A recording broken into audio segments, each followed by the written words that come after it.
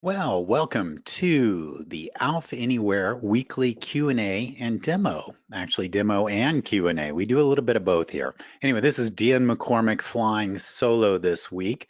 Our esteemed colleague, Dave McCormick, is traveling, and he's actually going to be out of the country, so kind of hard to see. But I will hopefully be handling this without his astute capabilities. So you may have to give me a moment because I'll be popping back and forth between the questions area and the other pieces here. But I am very excited to have you with us on our adventure here. And we appreciate you taking the time out of your busy schedule to join us. I hope you'll find it valuable. Excuse me. And if you can, we are here to help you. So if you got a moment, go ahead and put your question in the question area.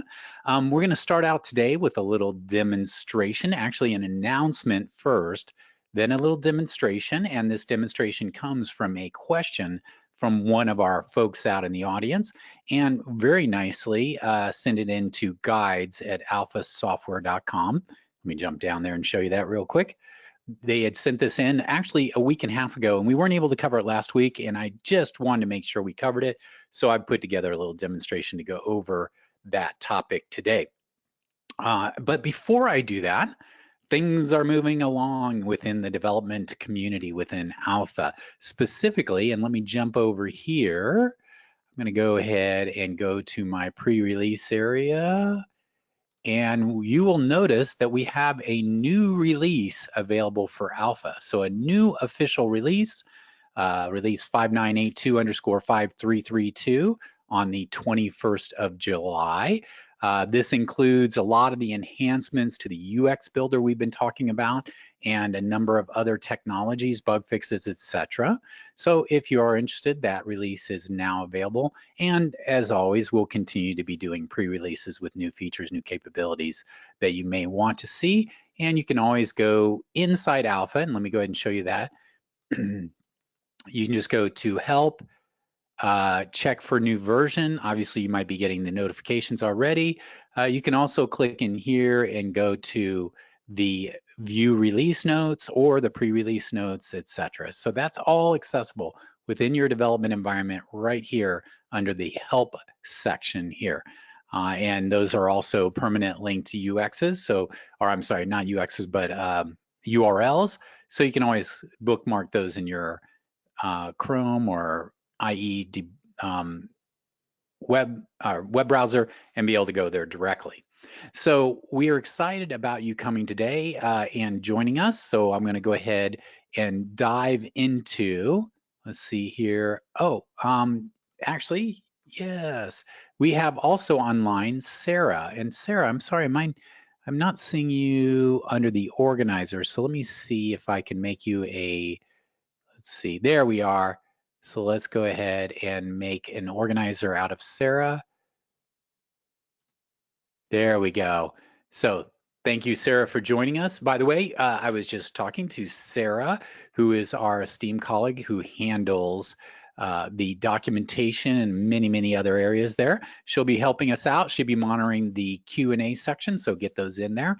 And also, as always, making sure that when I screw up, someone cleans up after my messes, which is a super important and also a full-time job when it comes to things around this area. So with that in mind, I'd like to go ahead and jump in after we've announced our new release that's out there. And again, a lot of really cool stuff, a lot of stuff under the covers in this one, specifically around the UX builder, a lot of enhancements to speed, the saving and loading of UX. There's some really cool API tools that are built into this release. And overall, just a lot of neat things that are going on that are going to offer up later this year some really cool user interface features. So I'm excited about it. It's really, the team is just moving very quickly and doing a lot of really neat stuff, exciting stuff. So I'm going to jump over to my development roadmap. So more things coming out on the client side there, behind the scenes, a whole bunch of other elements there, and things are moving along very quickly. But today, what I'd like to talk about is user interfaces. Specifically, we got a request to talk about one of our user interface tools, which is the step indicator. So let's go ahead and go here. And this is an example. I'll show you how it does. This is a component that was released a little while ago, and it allows you for wizard style interfaces to provide a very simple to use interface to provide kind of a visual indicator of where someone is in a wizard or a process or things along those lines. So we see it often used in wizard interfaces for process indicators, which is kind of fun now if we use the chunked Ajax callback, which we won't able to get to today, but we will be getting to that very soon. And then also any kind of user interface element where you want to sort of tell people what the information they're seeing is related to a process or a status or something along those lines from that standpoint there. So the question was, and I'll go ahead and show you through the demonstration, you can put one of these on here, set a value, and it shows it, but you actually want to be able to interact with it, to be able to use it in an interactive fashion. And that's the goal of today's presentation and discussion, is to do that. So I'm going to go ahead and, there we go. And so Sarah's gonna, Sarah, just let me know if you're okay in terms of looking up the questions while I dive into this demonstration. Then we'll come back and talk about those in a little bit. So I'm gonna jump into my development environment here, into the alpha development environment. And the step indicator is a UX component. So I'm gonna create a new UX component here. And I'm gonna go ahead and generate that. Go to my controls, and I'm going to go down. Now, the interesting thing is that the step indicator is actually a data control, because you can associate data with it, which obviously dictates what's shown on the screen. So I'm going to go ahead and go into my UX builder here, go down to data controls and go to more. And then you'll see we have here the step indicator. This is where you see all those kind of extra ones that have been hidden in the system right here. And I'll go ahead and just put SI for step indicator as the name of that component. So this adds a step indicator here. And if I do a working preview, you'll see that it builds a step indicator. It has a field label, but it defaults to 1, 2, 3, 4. And it's got a nice looking, very modern Web 2.0 kind of feel to it. So I'm going to go back to design, and let's look at this a little bit more. So the control actually has a control properties, and you'll notice also very similar to the list and the view box, you can use a fill container structure. So I'm going to do the following. I'm just going to go ahead and take this, and I'm going to put it into a panel card. And I'm going to insert that around. So really I have a panel card here with a single step indicator there. And I'm going to go ahead and click here and say fill container. And let's go ahead and take a look at the container. And so you'll notice that instead of having a label, it now fills this control completely, or with some bounding areas here, so it looks okay. You don't want this one right up on the edge of the control, so it has some margin border padding that's available here. So for instance, if I wanted to go ahead and take this, and I'm going to put a panel, nope, I don't want a panel card, a layout, and I'm going to go ahead and add another panel card. And you notice there's two ways to do it. I can either add a panel card here, or I can right click here and say panel card. And let's go ahead and save this as step indicator 2. I'm learning, I'm doing my test beforehand to make sure I don't screw things up in the future. Okay. So I'll go back into my working preview, and now you'll notice that since it's consuming the area, it's adjusted the size to the panel card that's inside. So you have this panel card 1, panel card 2. Since we now have 50% of the width of the screen that handles that step indicator in that panel card, you'll see that it has a lower, or a smaller amount. So the nice thing is it's a responsive. And just to let you know, and we'll show a little bit more on this, is I'm going to go back in here and I'm going to go mobile. And I'm going to do a working preview. And this, see, notice how it shows up on this mobile platform. So it's really nice. You don't have to worry about readjusting size and doing all that other stuff. It's responsive in nature, so it's going to handle that. In fact, I'm going to turn this from vertical to horizontal, and you'll see it stretching itself out. And again, I'll probably have like a wizard interface going step to step, but this kind of shows you from there. So what I want to talk about next is that let's go ahead and go back, and I'll go ahead and just do it in a non-mobile for now. So this is a data control, meaning that it allows you to interact with it. And in fact, let's look at the control properties to look at it a little bit more. So I went over here, you can either double click or go to the control properties, and you can see here are my labels for my step. So I can go in and create my steps. So I can say, oh, you know what, there's 5 and 6 steps that are involved with this. And once I've done that, go to working preview. You'll see now it's added those new steps and it's taken care of creating the lines and the dots and everything else for you. So you do not have to worry about that. Then I can go in here and change things. Like if I want the dot size to be a little larger, so I'm just going to, for fun, change that to 20 pixels. And let's do a working preview. You'll see that my pixels are much larger, which may, look nicer. And then I can, in fact, change the fonts and everything else. If this is a desktop solution versus a mobile, this is the way you want to do it from that standpoint here. Now we can also step indicators as circles. If you don't, you can actually do other kind of things. You can also change the color. So we could change, for instance, the color for the completed steps. So right now it's kind of this color, but you could change it to any other color, and the same things for those. So you go there. Now, the other thing that's important is that this is a data control. So you'll notice over here we have a default value. So let me go into the working preview right now, and you'll notice that it's on there. So the default is 0, and I'll show you that in a moment. So I'm going to go in here and I'm going to put in 3 as the default value. And then let's go ahead and go back into working preview and take a look at it. So you'll notice that based on that value, it's going to fill it in. But you're like going, wait a minute, Dion, you put in a 3, but it's showing 4 things. Well, the reason why is that in the world of JavaScript and these kind of things, it's 0 base. So it's 0, 1, 2, 3. So if I actually want just the 3 first little round things, I have to go in here and do 2 because it's going to be 0, 1, and 2. And we now have 0, 1, 2.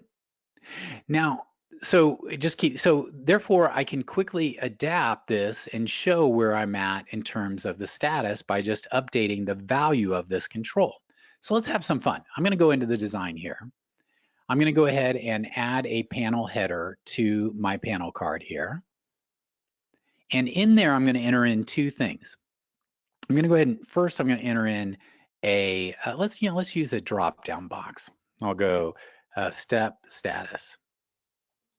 And then I'm also going to include in here a button. So I'm going to include a button in here also. I could do it on a, you know what? I'm going to do it actually right on here. Meaning the moment I change this, I'm going to use the onChange event. I could use a button to change it, but I'm going to do it there. So the idea of this step status is what I'm going to do is go into this and go into the choices. And I'm just going to go 0, 1, 2, 3, 4, 5. I think I have 6 items total, but we'll see there. And again, I could also go say step 1 and then put a upper or a, so I'm creating a hard-coded selector. So 2, 3, 4, 5. And uppercase, oh, sorry. Should have copied that with it. Notice that it's off by 1 just because of that. So we'll just do that. We'll just do this for now. Okay. So now we'll save this and go into working preview. You'll see that I now have a drop-down box and I can select, step 1, 2, 3, 4, 5. I'm missing 6, but whatever. So the idea is when I click here, what I want this to do is update to match what this is. So first thing I'm going to do is set this to be 0, so it defaults to that. And in fact, I'm going to go into this here and I'm going to default that to be 0, so they're in match. So let's go ahead and show you this here. So you'll see, oh, did it not change the step status, default value, choices, 0. I'll have to find out why that didn't set that there. Should be setting that to 0. So what I want to do is when I click and select a new status, oh, there it goes. Must just had to refresh. So if I click step 3, I want this to update to show that data. Now, the cool thing about this is that it's a data enabled and fully client side. So This has what's called a value. So let's go ahead and I'm going to go into step status right here, and I'm going to scroll down here, and this is going to require a very straightforward single piece of JavaScript code, but I'm going to go here to the onChange event.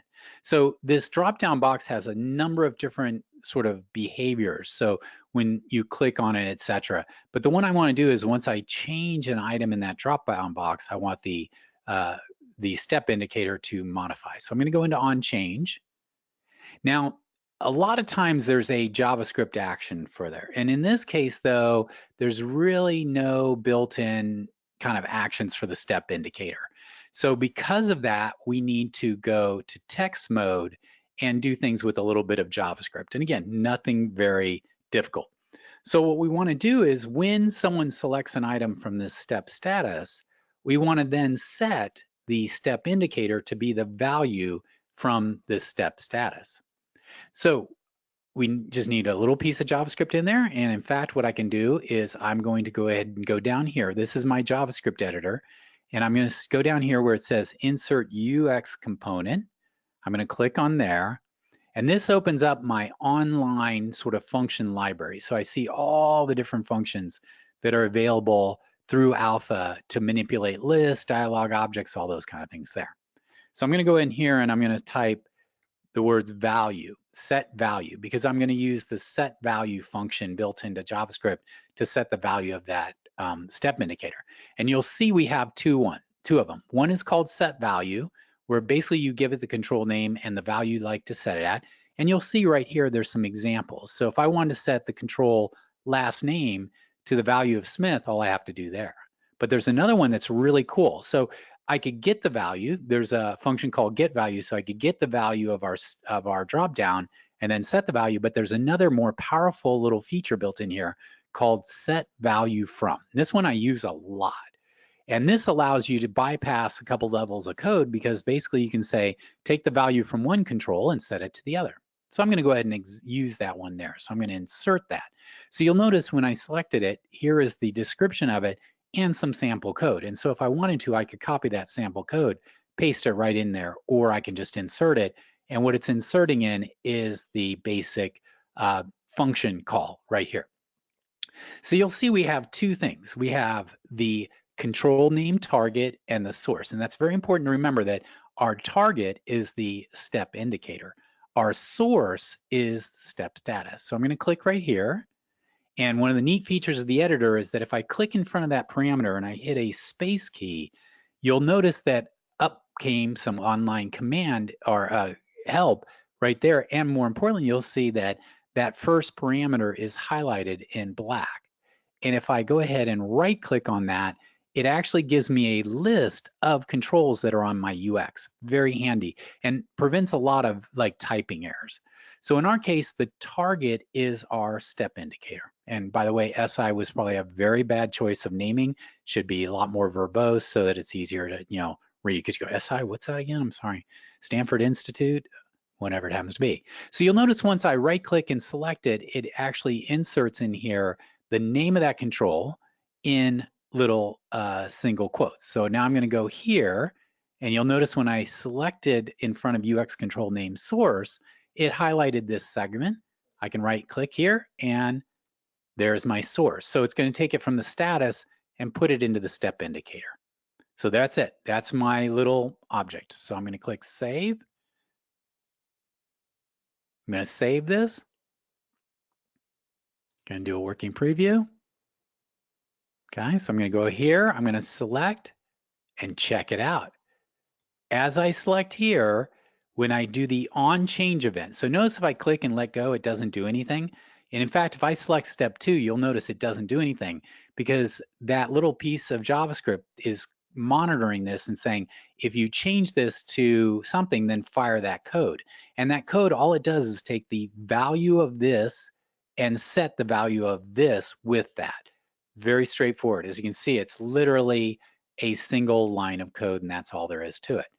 So the neat thing about this, and the reason I show this, is the fact that step indicators are easy to implement. They're dynamic, meaning that you can just go ahead and set the values of it. In fact, you can also get the value of this if you want. The neat thing is I'm currently using this little piece of JavaScript here, but there's no reason to be saying like when I load this up, I could go find out what status I am and fire that JavaScript when I open this control up. Or I could do something along the lines of like an XBasic callback and send that little command back with the data I want to set this value. So it's very flexible, very easy to manipulate that. So let's say you had a situation where you had a series of panel cards, and as you move from panel card to panel card, what you could do is on the on-click event for, like a button that says show that panel card, you could immediately also update the value of this control. So it shows you what panel card you are on and where. And I actually want to show you another trick for that actually is pretty nice from a mobile in a few moments here.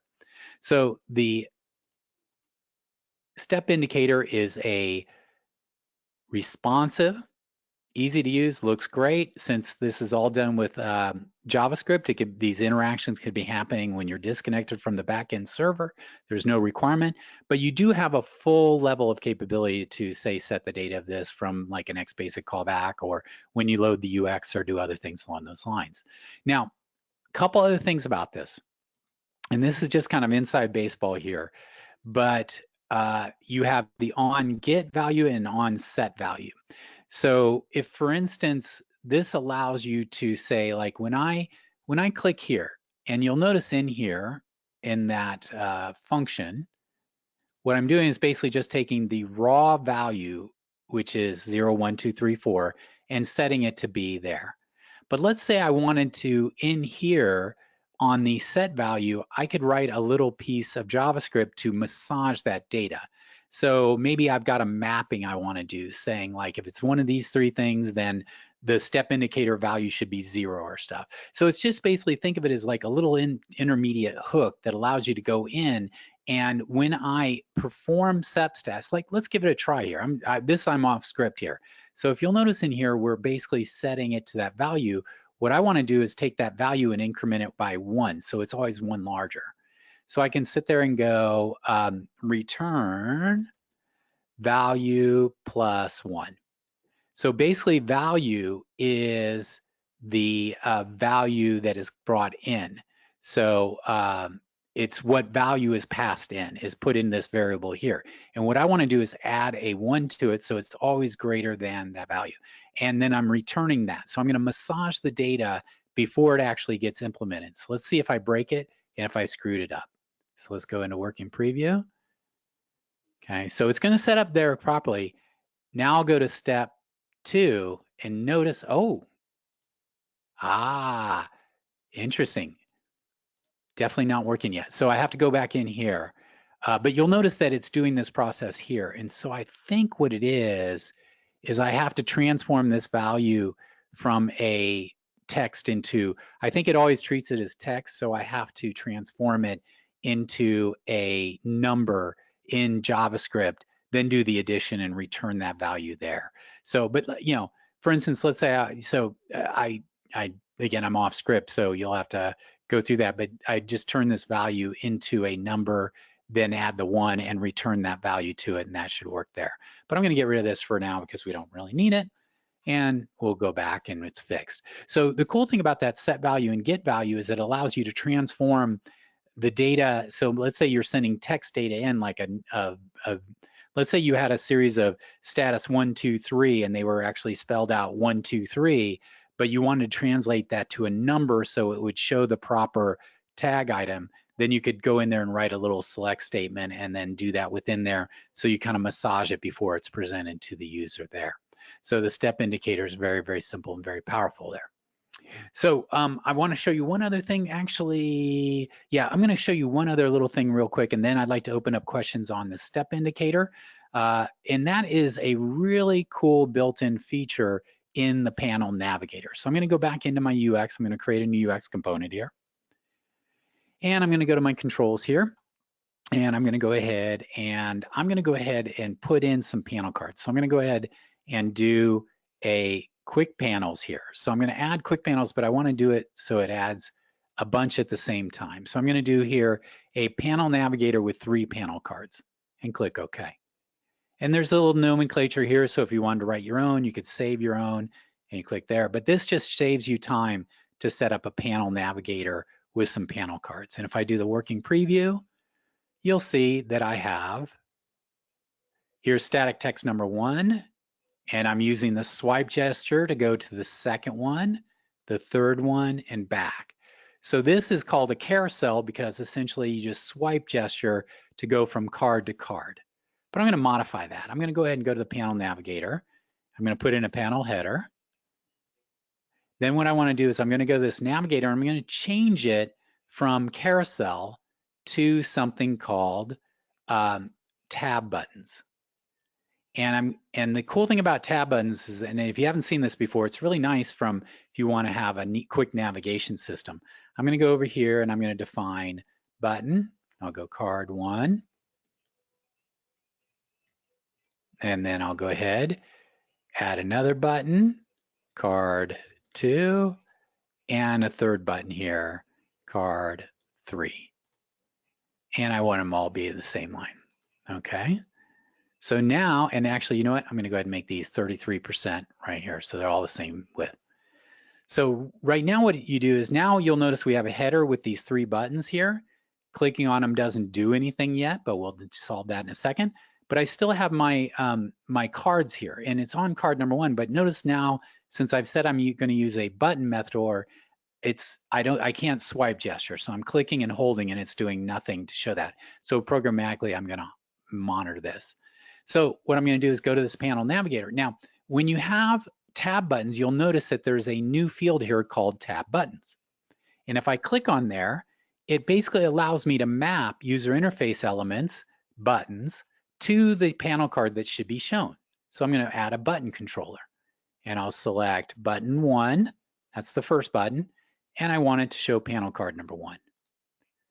Then I'm going to add panel button 2, panel card 2, and button 3, panel card 3. So I'm basically mapping these buttons to my panel cards. And I'm going to go ahead and click OK. So let's go ahead and save this. I'll go, what did I call it? I call it Panel Navigator 2. OK, so I'll do that. And now I'll go in here and I'll go to Working Preview and watch what happens now. So I've got panel card number 1. If I click on 2, notice that it's switched to panel card number 2 here, 3, 1, 3, 2. So this is cool because you don't have to write any action JavaScript. You don't have to do any panel navigates or panel set active. You just map your buttons here. And these buttons could be anywhere. They could be on the left-hand side. They could be permanently affixed. They could be image buttons. There's a lot of really cool things you can do. It's a very nice kind of way to handle that. It's sort of like a tab metaphor from that standpoint here. Now, the real reason I'm showing you this is the following. When you have a panel navigator, there's a cool function built into it, and it's called the has indicator navigator position indicator. And if I enable that, watch what happens. So I'm going to go ahead and do working preview, and you'll see right here that now I have this little indicator down here below showing which panel card I'm on. So if I go to 2, notice that the indicator here changes, 3, indicator changes here. And what's cool about this indicator is that it's all handled for you automatically. So let's say you had like a situation, and I'm using these cards here, but if I were swiping between those, then it would work just the same way, meaning that the swipe gesture would move from here. So the idea behind it is, and this is where I see it often, is that I'm going to go ahead and turn this into a mobile interface, show it to you in a mobile metaphor here. Often you'll have, say, for instance, a series of images or data that you want to show the person, and they're on multiple items. So you want a swipe gesture to basically go from panel to panel to panel, and you want to kind of tell them, well, you maybe have 5 or 6 panel cards that are available, etc. And so you'll notice that you have a nice little indicator here that will show that. So, I could absolutely do this as a step indicator and manage all that. When I click one of these buttons, I could fire off the indicator update, but this is kind of a free, easy to put in there. If you've built your panel navigator, it will handle it for you. And there's a couple of things you can do. For instance, if I go here, I can say, you know what? I want it to be at top. And so now you'll notice that instead of the indicator down below, it's up here at the top, and it just kind of overlays over the panel cards there. So you have some flexibility in terms of where you do that there. So often when you have a wizard metaphor, you may not need to really even create a step indicator. You just add this to show them kind of periodically where things are going, or where they're at in terms of the number of there. And also more importantly is if you had 5 or 6 panel cards with sort of detailed data, let's say you had a company record and you dived into that company record, you would then you would dive into that company record, and maybe there's 6 dialogues worth of information or 6 panel cards. They would kind of get a sense, oh, I'm on this panel card. It gives them a contextual structure in terms of work with their interfaces there. So I love step indicators. Obviously, you'll see that they are far more visual, more interesting. Like this was my prototype, so I can go in here and say 3 and set it to set it here. So, but you can change the colors, styling, size of the fonts, etc. You also notice, and this is using a different CSS template or style. So you'll notice the style, it picks up the style. In this case, it's alpha green versus the one I had, which was here, which has a little different style, so it picks up the fonts and other things like that are, so it's nice, it looks nice and integrated with your other elements within your application there. So that is the step indicator. It is a lot of fun. It's very easy to use. And with that, I'm going to see if we have any questions here. Sarah, I think I promoted you. You should have access now to be able to talk. And there you go. Oh, I saw your mute mic. Do. Hey, thank you so much for joining me. Yeah, actually, I muted myself for one real quick second, and I'll be back in 10 seconds. Hold on. All right, guys, now's your chance to ask your questions before he gets back.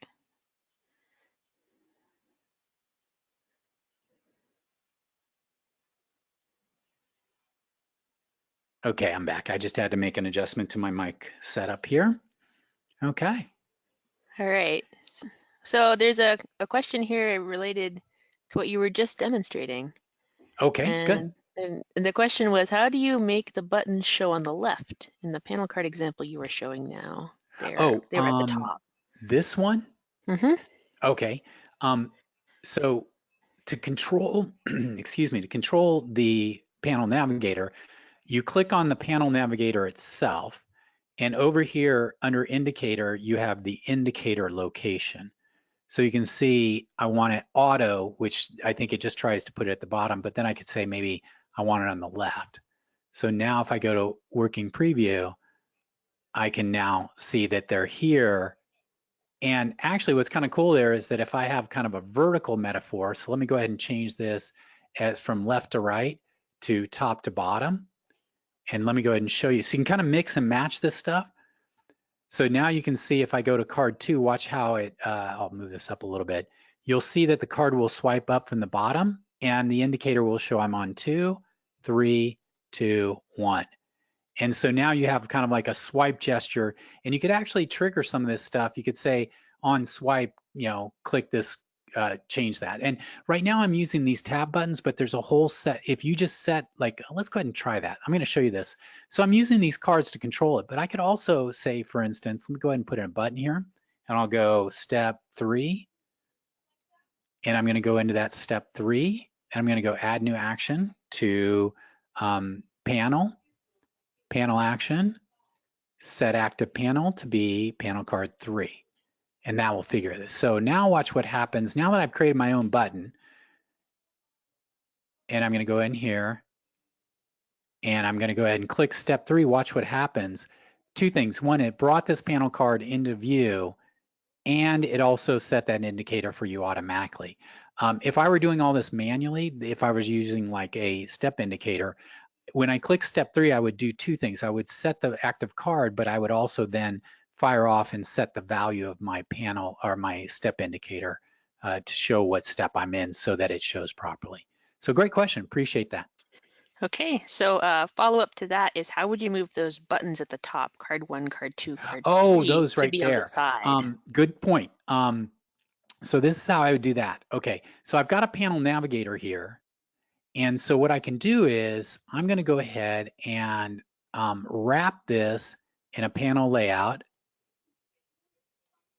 So I'm kind of mixing things together. So you'll notice I have a panel navigator and then I have a panel layout. And I'm going to add a panel card after this.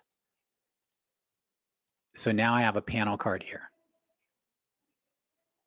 And I'm going to go ahead and do the following. I'm going to grab this panel card right here, and I'm going to go over to layout size and say I only want it to be 10% of the size. Now I'm going to take my buttons and I'm going to move that into that panel card here. I'm going to get rid of my header here because I don't need that anymore. So now I have a panel layout at the top level. It includes a panel card and a navigator together. The panel card on the left is 10% of the value of the width of the screen, and the navigator takes the rest. So let's go ahead and see if I did this okay. Okay. Oh, let's go back to a regular, this non-mobile. And I'll show you something else that's kind of cool too. Okay. So, let's go ahead and go here and put these so they're kind of vertical. And, you know, it's a little tweaking here and there. And let's go ahead and make those 100%. So I have to adjust how I did stuff. Huh. What's going on? I wonder what, I might have busted something. It looks like you might have a JavaScript error. That's usually the behavior you get is if your buttons get all tiny that something is missing. Yeah, I must have done something in my, let's go ahead and see what happens here if I recount. And sometimes this working preview gets a little there. I am running the pre-release, everybody, so bear with me. Let me go ahead and do this. Maybe it'll render nicely in the live preview. Sometimes that does it too. But I can recreate those buttons pretty quickly. Yeah, something's definitely up. So let me go ahead and do this. Let me delete those buttons. And I'll go ahead and put in a button here.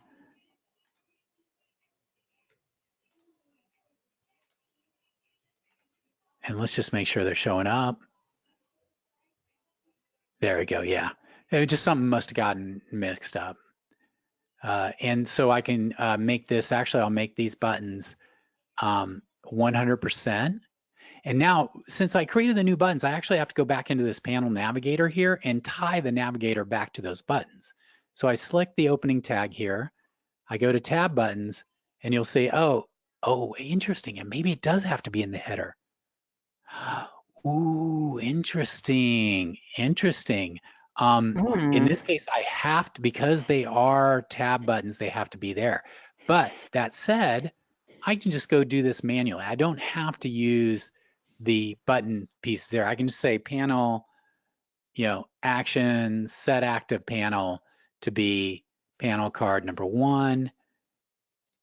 And I can go here and say panel action. Interesting. That's a new thing I learned, that if you're using the tab buttons, they have to be in the header or footer.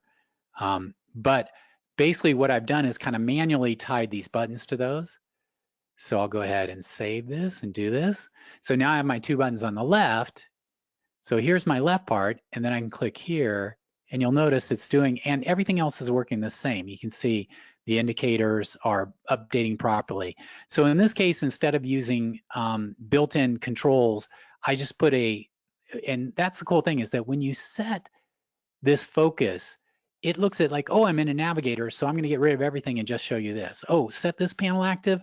Oh, hide everything and show it here inside this navigator and add the animation.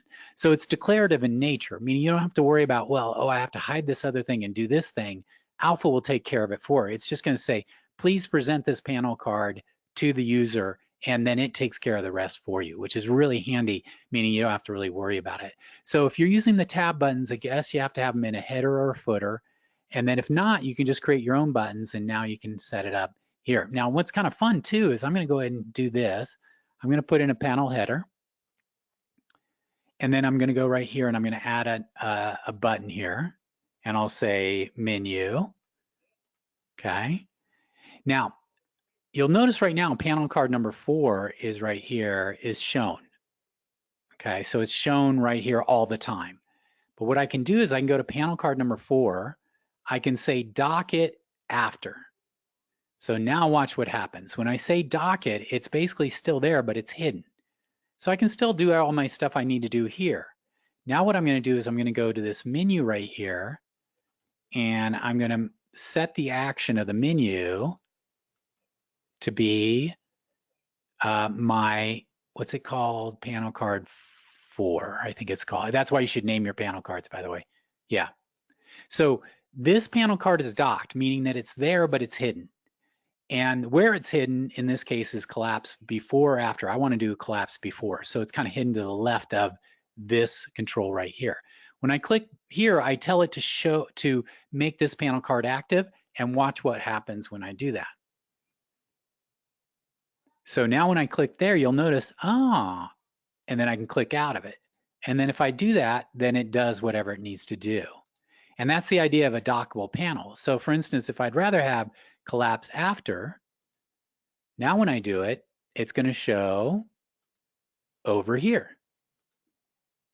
And so it's really easy to create these cool, fun things. So I can say, and there's other options. You can do, like if you're going to have landscape, self-portrait, and all these other things here. There's a bunch of different methodologies you can play with, and each one right here, it talks a little bit more about it. And this is kind of cool. Options prefix is self-landscape and self will be docked based on the orientation. So let's try that. Let's just for giggles. So let's say I'm going to portrait collapse before. Let's do that. And then I'm going to go into mobile. Okay.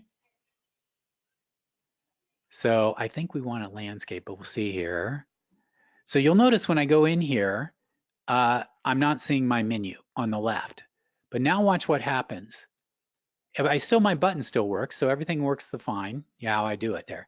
But watch what happens here is that if I go horizontal, notice what happened. Since I have the space, it's going to go ahead and show that panel, and now I have that available. And then I could also hide this. There's some other responsive things you can do.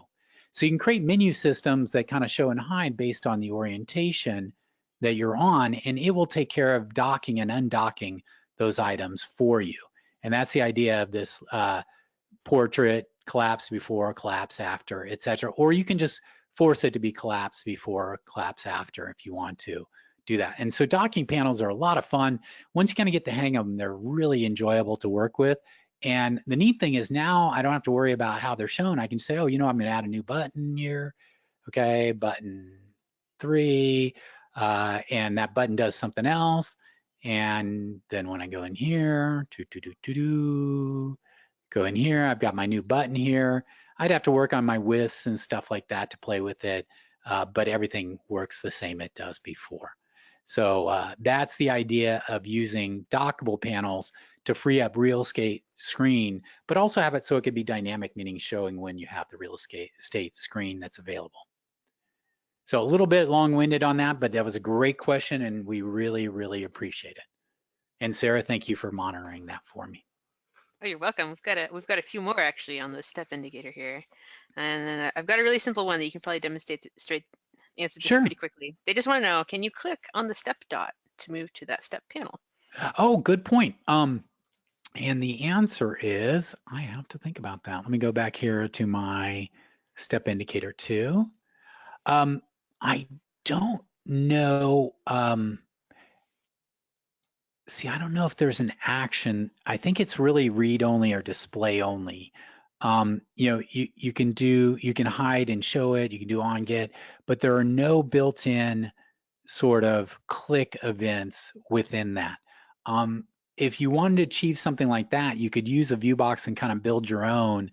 Then you would have the ability to add what are called items to a viewbox to allow you to interact with the elements in there.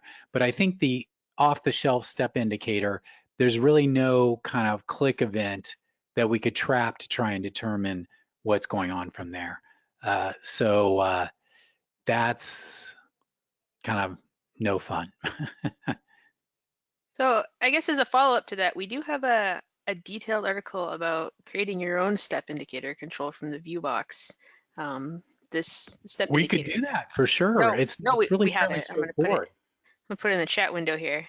So if you're interested, you could certainly build your own and using the viewbox items at a click event for when you click on things. So I have Yes. posted a link to that article in the chat window for people to Yeah, and go we could look. do that. We have to definitely do the chunked JavaScript where you kind of show status of things, and I want to kind of show that with the step indicator. I didn't have time to do that this week, but I'll put that on the list for building your own progress indicators with a viewbox. I think that'd be a great presentation because then you dive into two things. One is you dive into the concept of a viewbox, that it's a data-driven control and it could have different elements inside of it. But more importantly is the interactivity of items, which Sarah mentions, which will trap your click events and other things like that. And the tricky part is that, and I think it gets to, is that let's say you had these different items. Well, I not only have to detect a click on this, I need to click and decide which item I did. So if I want to go to step 4, I need to be able to trap that. And so I think an item, that would be a really good way to introduce people to the concept of viewbox items, which can be, for me, they're a bit confusing. Especially because the way the parameters work, et cetera. But once you get your head around it, the sky's the limit in terms of what you can do. So we'll take that as an action item to create a viewbox real quick class on creating your own step indicator.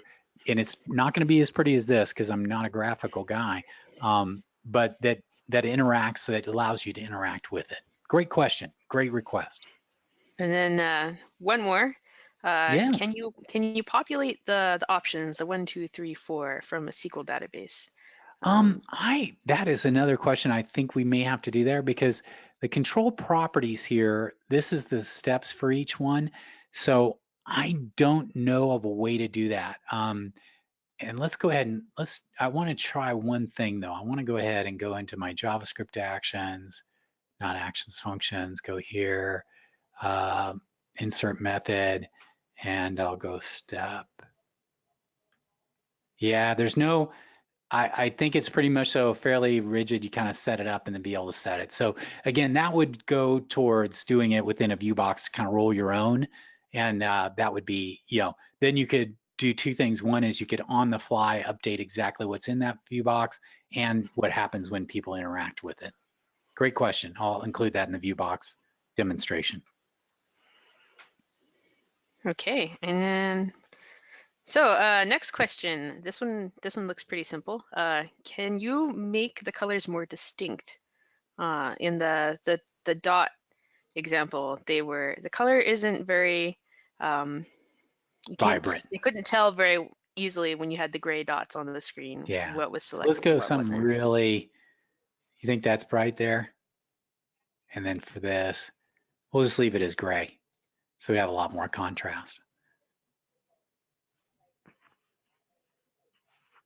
So that gives you an example where it's much more, so you can just adjust the color of the items, so it's a more of a contrast between the selected items and the unselected items. And again, that's kind of fixed when you create it, so you couldn't necessarily say make different colors for the dots or stuff. That's again where a viewbox, you have essentially unlimited capability of doing it. And if I'm not mistaken, this is really built on top of a viewbox below it. I think it's just kind of compiled into this there. So we're kind of using our own technology. And how would you do that in the other example we had with the menu? Oh, with the Panel Navigator? Yeah. That's a good question. I haven't played with it. I think what you can do is, let me go to, where is it? There it is. I think when you go to the Panel Navigator, and then you go into, no, that's not TabButtons. It's down here. Step indicators, or did I pass by it? There it is. There's not much you can do. Those are kind of they're kind of dictated by the style itself. So there's really not a way to change the color or type of those indicators there. But it sounds like if it's part of the style that maybe you could override the style sheet to change the color. That is true. That may be a good way to do that, but it's definitely built into the style in terms of how that's rendered. And I think it's built to match like the phone metaphor, kind of how it's structured, subtly. Good questions. Okay, I think that might be it for step Wow. indicator questions. I might have There bored are him a to few death others. today. Let's see here. We have a few others that are not related. Let's see here.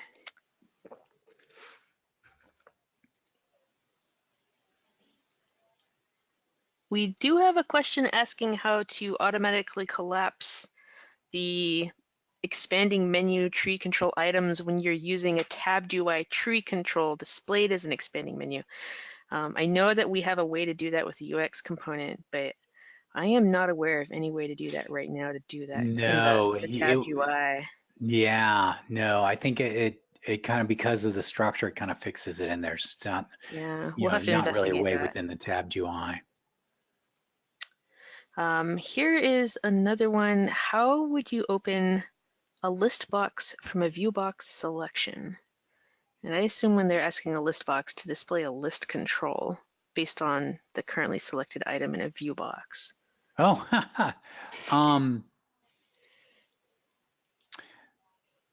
so,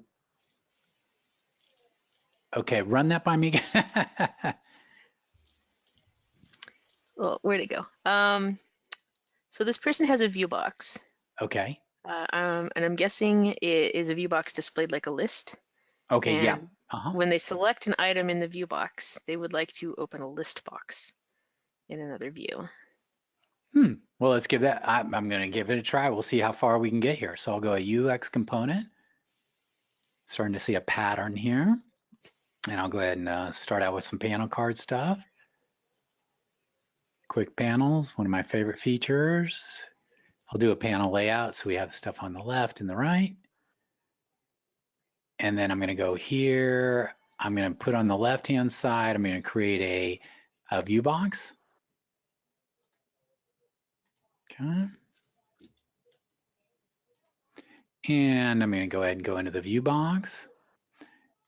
It has to be a data-driven. And I'm going to use a static because we're just doing for fun here. And I'll insert some static data. So I have my fields here. So now I've got my data source, which is just some static JSON, first name, last name, city, state.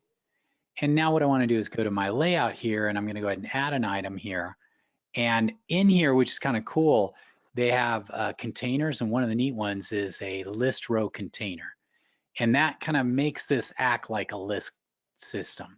So now I'm going to add in a data and put first name. Okay. So now that I've got that, I can click that, and I'm going to go ahead and expand this so it's there.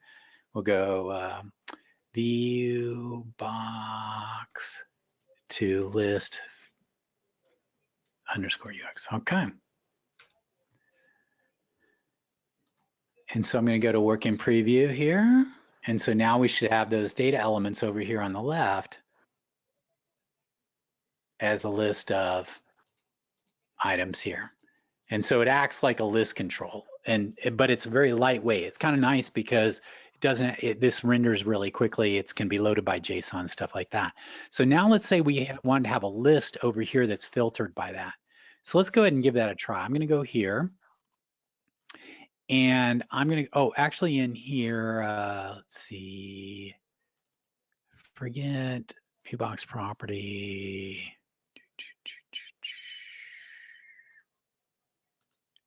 I'm just thinking through.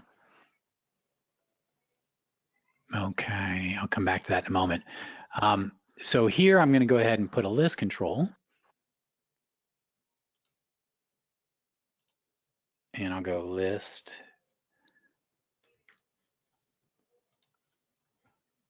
And I'm going to go ahead and do the same thing where I'm going to make this static so it's the same data set, so it's similar. Okay. And I'll do a list layout. Okay. Now, so if we see in here, so we have a list control now, and I'll make that fully expanded. So my guess is you want to click here and then filter this list control over here. So we can go ahead and I'm going to add a panel header here. And I'm going to put a button in here. And I'll go filter. I'm going to go here to this view box again. I think data source.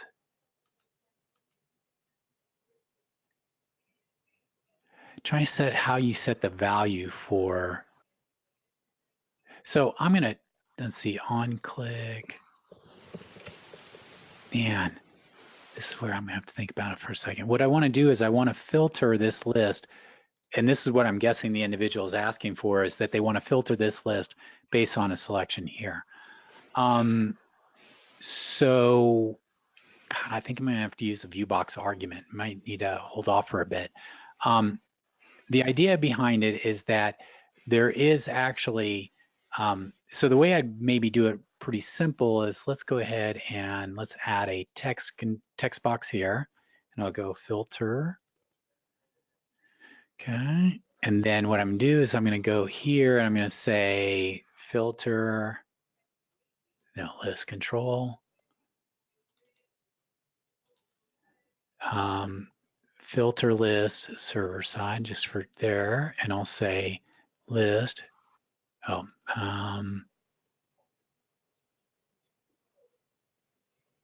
it client side? What I'm doing is setting a basic structure to do that filtering and filter. Okay. So I've added a button here. When I fill out this filter and click that button, it would do this list. So now what I can do is, let's try this out. I'll go ahead and say John. And notice this is filtered here. So now what I want to do is when I click on this here, when I could create an item here. So let's try filter. And that on-click event is going to do two things. Well, is I can run that action JavaScript to do the filter. So the way I'd approach that real quick, and I'm running out of time here, is when I select an item here, I would insert the value in this filter and then call this filter. Now that's kind of a crude way to get it working. You could also, if you click here, when you click on a JavaScript action in here, you could also do something like this, which is filter list. And this allows you to, on the fly, create a filter. Let's see. Oh, that's a server side. This is client side. So I'm going to go ahead and copy this example. I'm going to go ahead and let's go ahead and do, how do we want to do this? We'll go function filter list. And I'll paste that here. And I'll get the control here, which is list.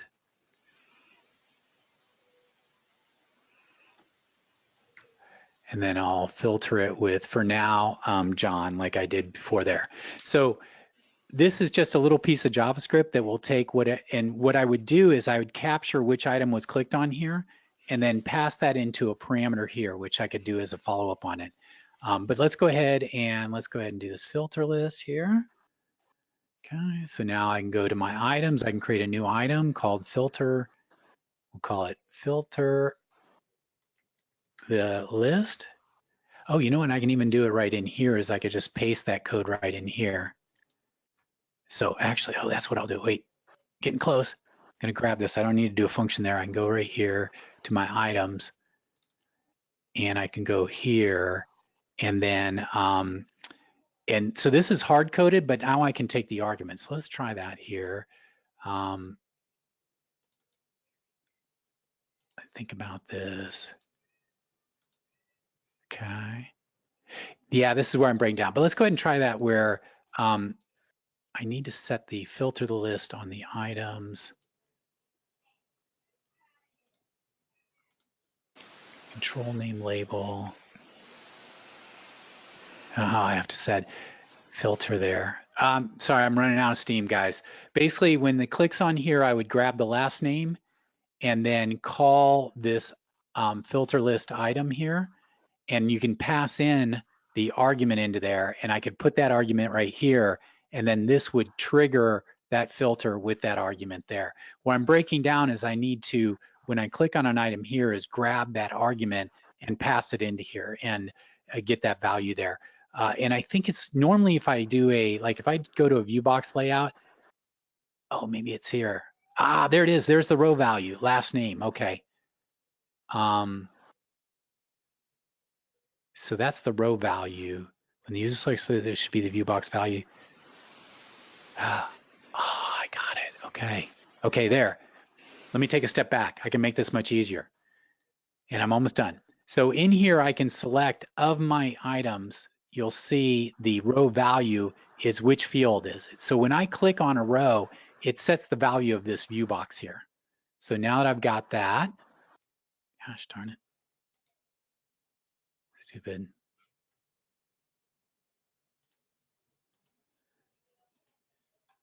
Okay, so now what I'm gonna do is I'm gonna go to this button right here, and the search field will actually be VB, which is the view box. So now what I can do, and I'm almost there, let's see. Oh, we're right at the angle. So when I click here on the left, I'm going to set the last name. So when I select an item here, it's Clark. Now when I click filter here, it's not looking here, it's looking at there. And notice Clark shows up here. Dawkins, filter. So it's a two-step process. So now what I can do is I can go into this filter criteria. I can view the JavaScript, grab that JavaScript.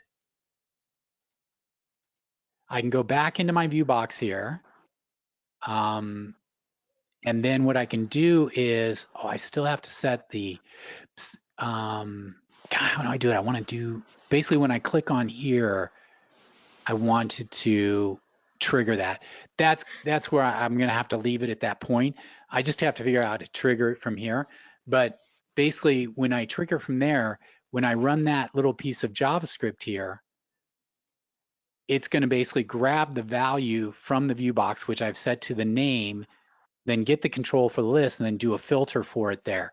Where I'm falling down and I don't have it is that when I'm using it, if I did it with a freeform editor, what you can do with a freeform editor is that I can go right here to last name right here, and I can insert item, and it does that item right there.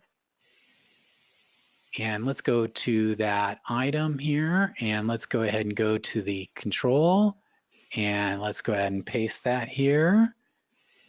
Okay. And I don't know if this will work, but now when I go to working preview, it's still going to render as a list unless I've screwed it up. But when I click on an item, it takes a moment. There we go. Ah, that's it. All right, thank you. So the idea behind this, and let me go through it. I'll spend one more minute. When I create this view box, I added and I changed it from the Genie, but you'll see that basically this sets the value of each row to be last name. So when you click on a row, it sets this view box to be there. Then the next thing I did is I created an item, and that click event reads the value of that and then runs my filter on my list. Then the last thing I did was that I went back to my layout. I converted it into a free form, so it included this, but then I went to my row and I clicked insert item, selected my item here, and now what it will do is whenever I click on a row, it's going to trigger this JavaScript, which essentially, so that's how it works there. And I'll save there, and I'll do a working preview, and it takes a moment to render. But now if I click on a name, it's going to basically grab the value of that name and run the filter on the other side there. And that filter, you can change it. It doesn't have to be the filter I have here. There are other filters where you can build up more complex search criteria, so you have a lot of flexibility. Now, notice one thing that's really cool about this. It's all client side, so it's insanely fast. You'll notice as I click on here, as fast as I can click on it, my list is filtered. And if there was 100 items in here, that filter would just be instantaneous because all the data is local on the machine. So it's pretty cool stuff, and it's actually a lot of fun. So I hope that answered. Thank you very much. Quick notice, we will not be back for 2 weeks. I know I had to leave this bad news to the end, but we have a situation where everybody is on the road. It's August, so Dave's out, I'm gonna be out and on the road. So we're gonna be looking at coming back in 2 weeks. We're gonna focus on that step indicator. We could come back and revisit this a little bit more detailed if people would like. And obviously, whenever you are working with us, send emails to guides@alphasoftware.com. That provides us with a heads up of what you'd like to cover. And thank you very much. Thank you very much, Sarah, for taking the time to spend with us. And I want everybody to have a really fabulous week and enjoy yourself in mid-July. It's almost the end of July. It's crazy. And we'll be at the end of summer before you know it. And check out that new release. It's official release. It's up on our on the release page. So feel free to bring that down and use that if you'd like. And thank you very much for joining us. Thank you very much, Sarah. You're welcome.